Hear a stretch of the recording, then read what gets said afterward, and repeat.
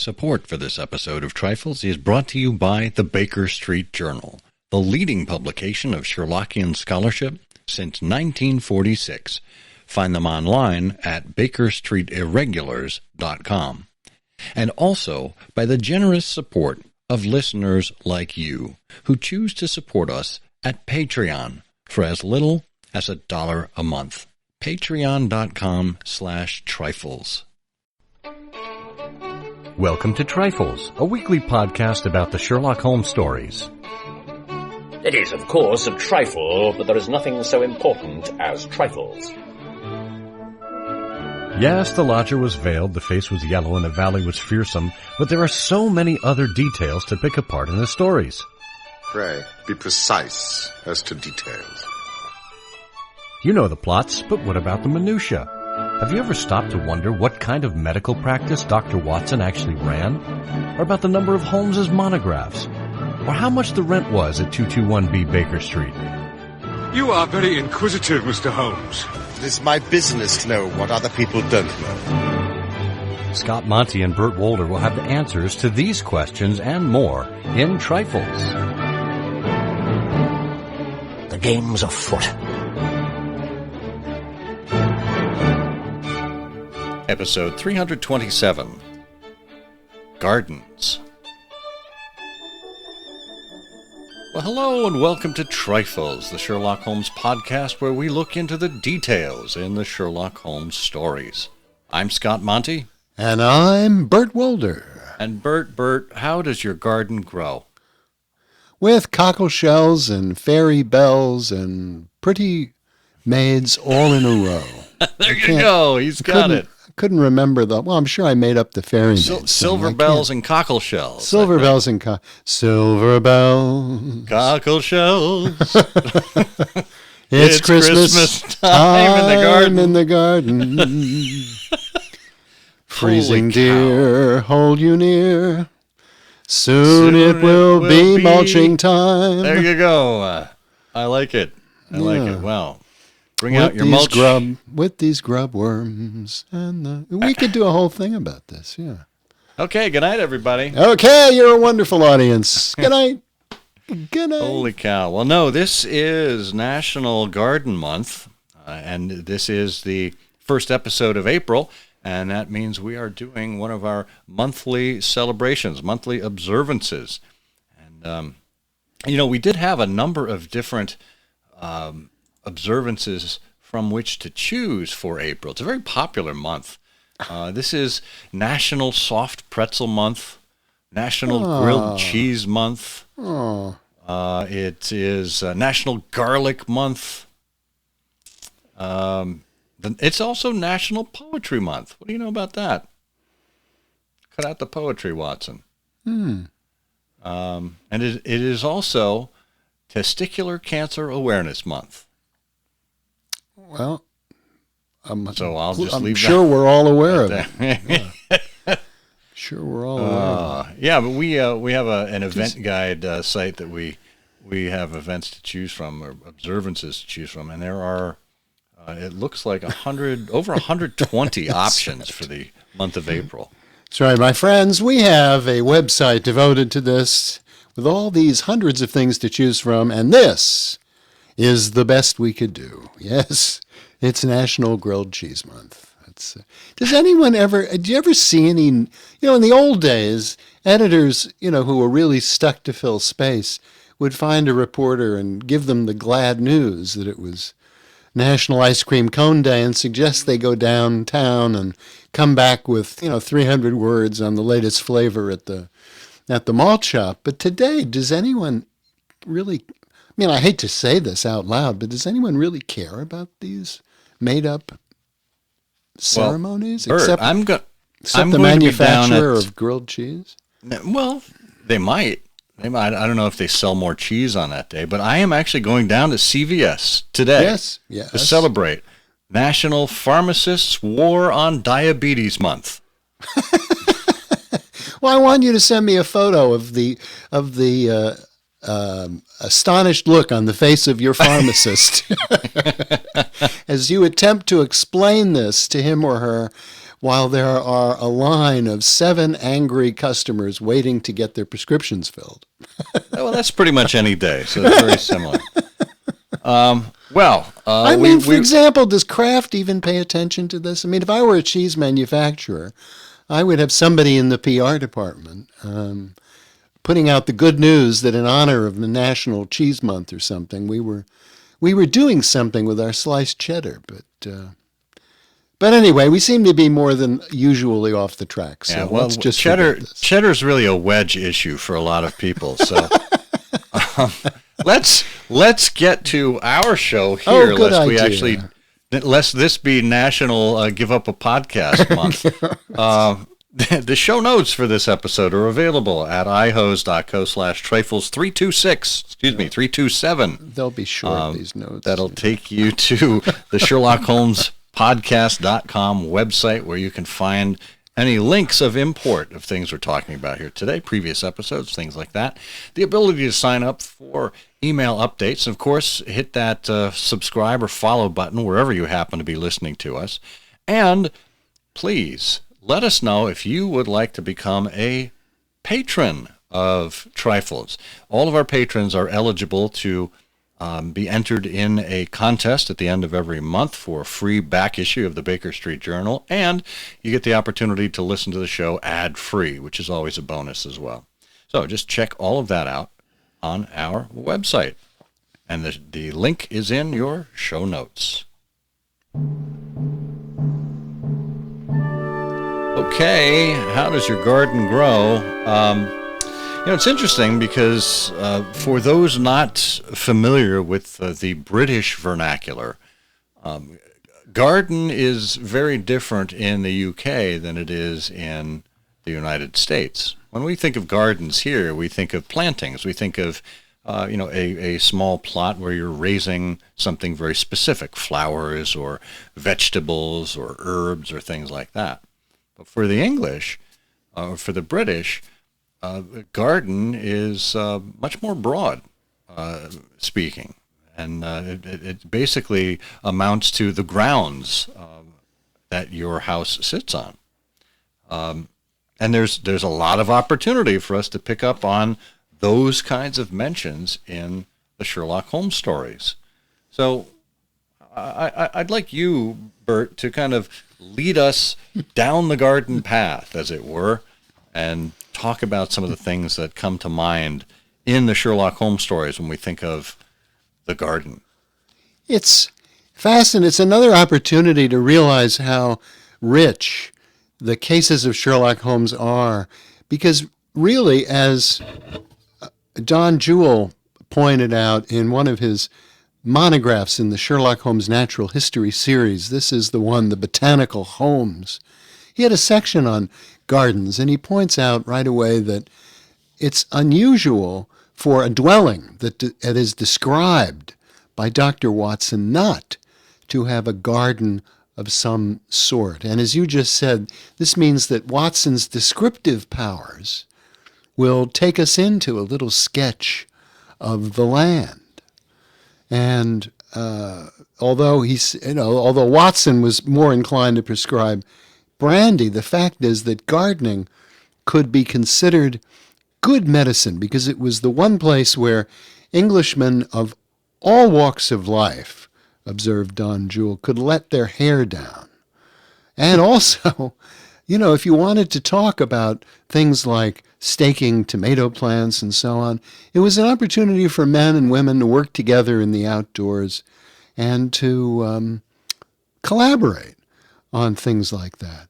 And it was an opportunity, too, for the Victorians to put into practice some of the principles by which they lived their lives. And we know from looking at the world of Sherlock Holmes as an example that George Newnes, before he created Titbits and the Strand magazine, also operated a vegetarian restaurant. And so the health-giving powers of vegetables and so on, the growing of vegetables, was an important part of his life. And in fact, it was the money that he made from that restaurant that allowed him to finally set up in the publishing business. But nature, is very important by Victorians. We've observed in many of the cases of Sherlock Holmes that people brought symbols and elements of nature into their homes. It was part of their interior design. And the idea, too, was that nature was something that could be brought into order by hard work and a little help from science. And that is very, very Sherlockian. It really is. And of course, remember, Sherlock Holmes appreciates geology. He's a practical but limited geologist, so he loves the soil of studying it. But that notion of order, that really strikes a chord with me, because this is the era of architectural landscaping. You think, at least here in the United States, the godfather of architectural landscaping, Frederick Law Olmsted, who was most famously the designer of Central Park. And what's interesting about architectural landscaping is, just as you say, there's a push to bring some sort of order. And of course there are, the gardens and the grounds that are just so well manicured as if to look like they're picture perfect, or look as if they are part of a golf course or something. And Olmsted, actually, his approach to landscape architecture was to make it look natural while basically engineering the entire design. Central Park, very well thought out, and he specifically planted types of trees in certain places and in certain patterns, and it was designed to look as if it had always been there, and yet it was so very carefully planned. And that was a perfect example of taking something as potentially chaotic and natural as nature tends to be, and to create some sort of order, to bring it into, to hew it into form, as the later Victorians would. Yeah, that's really well said. And of course, in England, the analog, not really the analog, but a fellow much like, although he certainly was far in advance of Frederick Law Olmsted, was the man who became known as Capability Brown. His real name, I think, was Lancelot Brown. And he became known as Capability Brown because he was an 18th century character rather than a 19th century character. But he became known as Capability Brown because as he visited some of the great homes and estates of England, he would, in the country, he would describe them as having great capabilities for improvement. And this became his catchphrase as he began working on engineering the landscape and constructing the very best presentation of nature around these grand estates. And so he became known as Capability Brown. And I like that. Yeah, absolutely fascinating. And of I'm course, going to start referring to you as Capability Wolder. How do you think of that? Either that or Lancelot Wolder. Oh, I'd like Lancelot. That's great. That's even better than Crazy Legs. Yeah, I'd like Lancelot. That's good. Lancelot. Sounds like a dog name, though, doesn't it? I've got to walk Lancelot right now. But, the whole idea behind Capability Brown was that these were, once he got everything in order, these sort of natural environments organized, they would be left to develop in their own pace, and they wouldn't require much maintenance, and they remain popular for many, many years. And so Watson, referred to the fact at Shoscombe Old Place that the place, Shoscombe Old Place, it stood in the center of Shoscombe Park. And so there's, another reference to the location of a scene in the Sherlock Holmes universe, positioning it within the landscape and giving you sort of a frame of reference of this very, very, no doubt, lush English environment. Yeah, the English manor house on the massive grounds. It's just the stereotypical kind of image. Well, let's take a quick break here, and when we come back, we'll talk more about what we see in the grounds of some of these houses. Stay with us. The Baker Street Journal was first published in 1946, and its old series extended through 1949. It picked up again in 1951 and has been publishing ceaselessly every quarter since then. Every issue of the BSJ is packed with top-notch papers that reflect the sensibilities of Sherlockians from throughout the world. They might be scholarly in nature, giving us details on an aspect of Victorian life that maybe we weren't aware of. They might be tongue-in-cheek, that approach to the game where we wink at each other as we acknowledge Dr. Watson as the true author of the stories and try to figure out some inconsistency. Or they might be something that we never thought was related to Sherlock Holmes, and the author brings it all together for us. Whatever the approach, they're all represented in the Baker Street Journal. Plenty of varying opinions and researches on the world of Sherlock Holmes. Make sure you get on the subscription list to get your copy of the Baker Street Journal delivered to your mailbox every quarter by going to bakerstreetirregulars.com today. We're back talking about gardens in the Sherlock Holmes stories. What's interesting is in this piece that we're reading, and it is The Botanical Homes, a monograph on plants in the time of Sherlock Holmes. There's a section on houses and gardens. And Don Jewell says, the Victorians weren't just content to sit back and let things grow. Watch the oak trees sprout.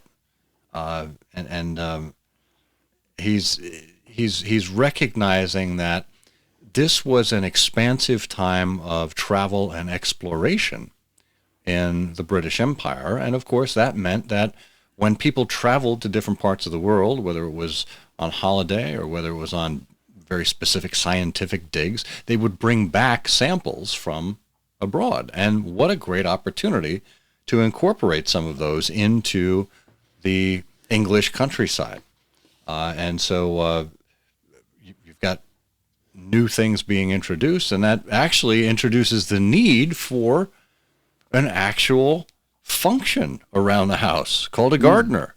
And we know in the Gloria Scott, for example, that when Trevor Sr. was being haunted by his counterpart that had come back from Australia, well, they didn't make it to Australia, did they? They escaped from the ship. Who was the guy that came back and was threatening him? Hudson. Oh, yeah. Hudson, yeah. Right? Because Hudson is still alive. Sherlock Holmes describes, of course, to Watson that Trevor Jr. Had told him that my father had made the fellow gardener.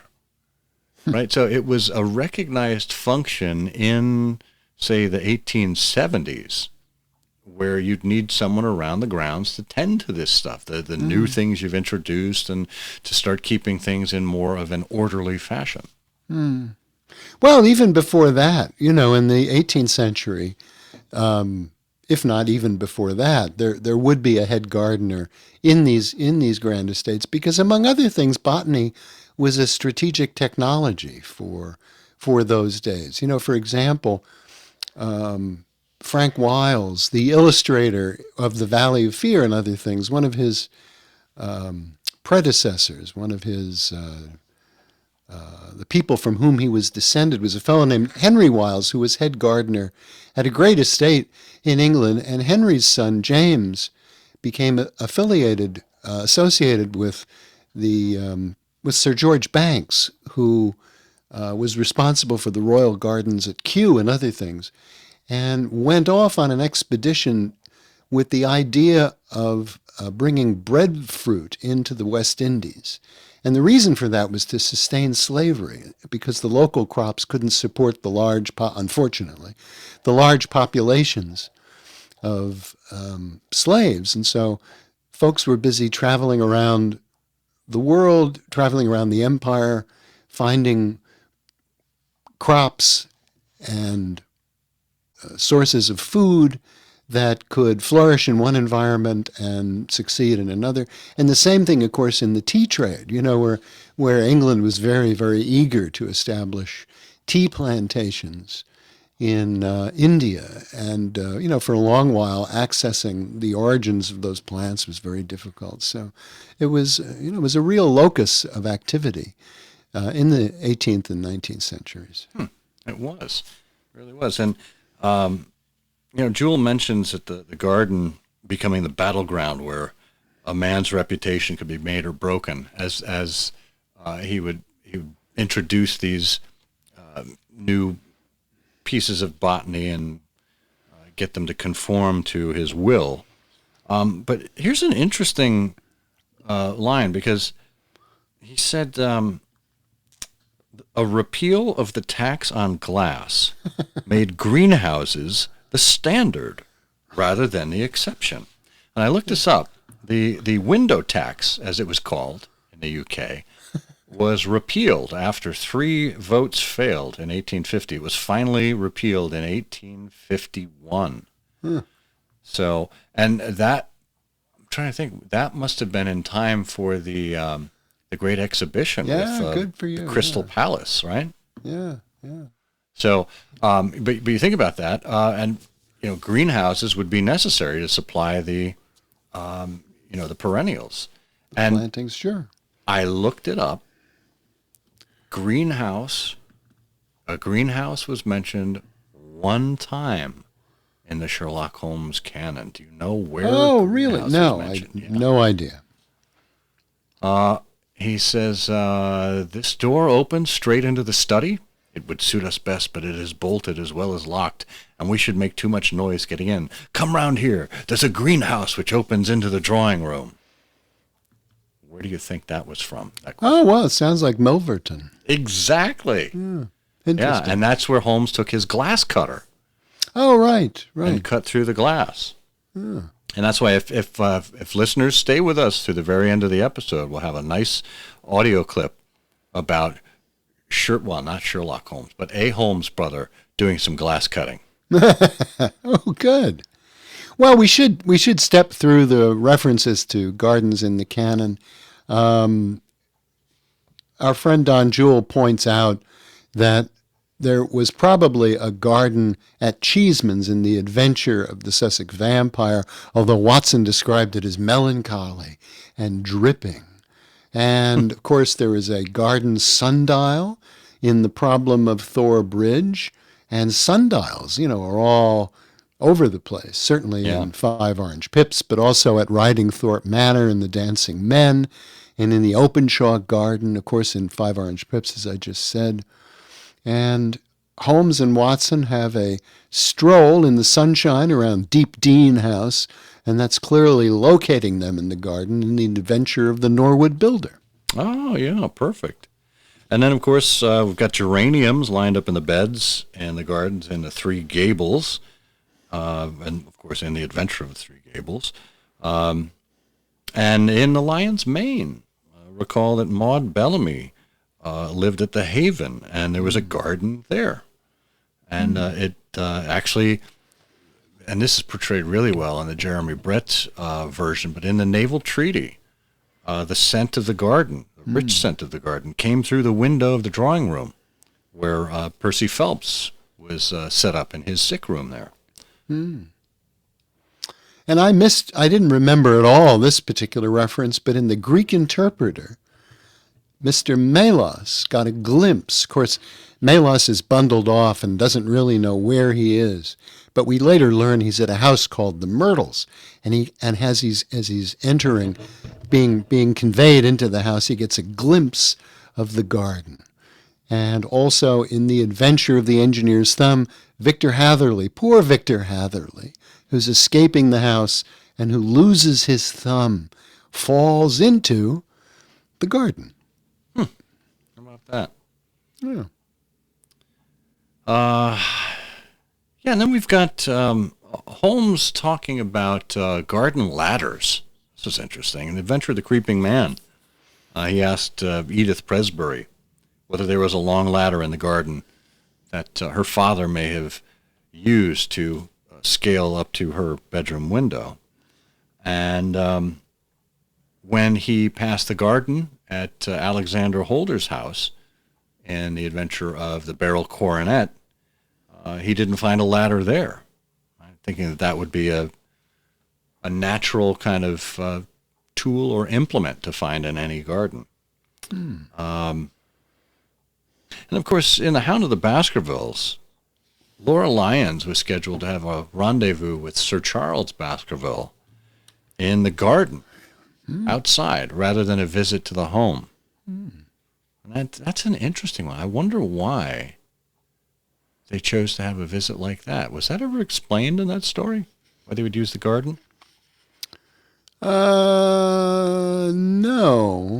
Not that I remember. But it is interesting. That's a trifle right there. There's Irene Adler's Bijou Villa and Scandal in Bohemia had a garden out in back, and Susan Cushing and her sister Sarah Cushing in the Cardboard Box, they had a garden. Even John Ferrier's ranch in A Study in Scarlet had a garden out front. A little front garden, yeah. And there are more references, in Sign of Four. When they're on their way to Thaddeus Sholto's house, Watson notices the rows of two-storied villas, each with a fronting of miniature garden. And in His Last Bow, von Bork and von Herling at the opening of the case are standing beside the stone parapet of the garden wall. And then we hear in the Reigate puzzle or the Reigate puzzle or Reigate Squires, however you choose to pronounce and define that particular case, old Cunningham claims to have seen his coachman's murderer rush across the garden and over the hedge. Yeah, and let's not forget that it was in the Milverton case that Holmes and Watson raced across the garden. And it was the undergardener who had actually caught Watson by the foot as he was scrambling over the wall. So not only did Milverton have a greenhouse and a gardener, but an undergardener as well. That's for those undergarments, I would imagine. And then The Adventure of the Devil's Foot is rich with gardens. There's a considerable garden at the Tregennis home. Holmes checked to see just how much of it was visible from the sitting room window, because part of the evidence he collects is the statement that someone inside the sitting room could see someone peering through the window, had the sense of someone outside. And there was a garden that was part of the cottage where Holmes and Watson were staying in Tredennick-Wartha. And also when Dr. Leon Sterndale arrives, Holmes and Watson are seated in the rustic arbor, and there's a mention of the garden at the vicarage where Mr. Roundhay lives. I like that. The rustic arbor. I never really thought about that before. No. Well, why don't we end with someone who was blatantly disrespectful to gardens, and that is our old pal Beppo from the Six Napoleons. Because what did he do? He really was not a horticulturalist. If anything, he was an iconoclast, and an iconoclast who dealt not only in plaster but in gardens as well. He really did his part at trying to ruin as many gardens as possible, because he would smash these busts of Napoleon and then spread the bits of plaster across gardens. One belonging to Dr. Barnicot was, smashed against the garden wall at his home in Kennington Road. And another one belonging to Horace Harker, of course, was found in the front garden of an empty house on Campden House Road, the one that was beneath the street lamp there. So poor Beppo, in his effort to seek out the black pearl of the Borgias, soiled so much soil in the gardens with so much broken plaster. No sense as to whether that was good for the soil, bad for the soil, or anti-horticulturalist in nature. Well, it's true. And, another fleeting reference to gardens in the canonical world is in the Valley of Fear, where we find out that the old world garden that flanked that great Jacobean house had rows of very ancient trees cut into strange designs that girded the garden around. And the horticultural term for that kind of garden art is, of course, topiary, because you trim the shrubs to create sculptures of animals or initials or shapes like triangles and squares. And, it's interesting to know what you would do if you wanted to create shapes in plants that represented the world of Sherlock Holmes. Would you have pipes or magnifying glasses, or how you would handle it? That would be an adventure in and of it. So you could make one that looks like a gasogene pretty easily, I would think. I like that. I'll leave you with this one thought. Great quote from the wonderful Dorothy Parker. You can lead a horticulture, but you can't make her think. And that is just a tipple. That's just a tipple. It is, of course, a trifle, but there is nothing so important as trifles. Please join us again next week for another installment of Trifles. Show notes are available on SherlockHolmesPodcast.com. Please subscribe to us on Apple Podcasts and be sure to check out our longer show, I Hear of Sherlock Everywhere, where we interview notable Sherlockians and share news of the Sherlockian world. You've taken my breath away, Mr. Holmes.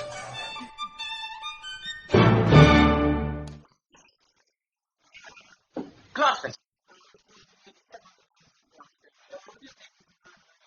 And he always will.